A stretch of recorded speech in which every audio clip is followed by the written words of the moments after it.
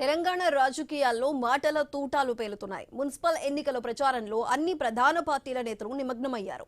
నిజామాబాద్ జిల్లాలో సీఎం రేవంత్ రెడ్డి పర్యటించగా మంచిర్యాల జిల్లాలో సుడిగాలి పర్యటన చేశారు మాజీ మంత్రి హరీష్ రావు. ఉద్యోగాల కల్పనపై పంచ్ డైలాగులు పేలాయి. ఎవరు ఏమన్నారో ఒకసారి చూద్దాం. ఈనాడు మేము లెక్క కట్టి ఇచ్చినాం. కేసీఆర్ నీకు అనుమానం ఉంటే ఫామ్ హౌస్ లో నుంచి ఎల్పీ స్టేడియం రా 70,000 మంది విద్యార్థులను ఉద్యోగాలు ఇచ్చిన వాళ్ళను తలలు లెక్క కట్టి లెక్క చూపితే ఒక్క తలకాయ తగ్గినా నా తల తీసుకుంటా. 70,000 ప్రభుత్వ ఉద్యోగాలు మేమిచ్చి చూపించినాం.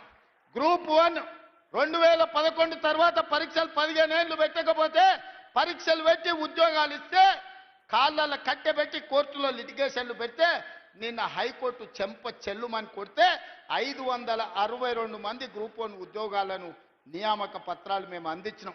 మొదటి ఏడాదిలో 2 లక్షల ఉద్యోగాలు ఇస్తా అన్నాడు. తిప్పి కొడితే 10,000 ఇయ్యలే. ఏమనంటే 70,000 ఇచ్చినట్టు.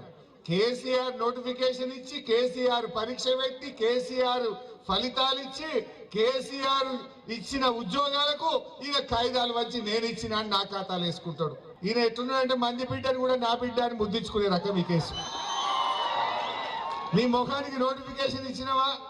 మొదటి ఏడాది 2 లక్షల ఉద్యోగాలు ఇస్తాను. మా చెల్లెలను మా తమ్ముళ్లను మోసం చేసినావు.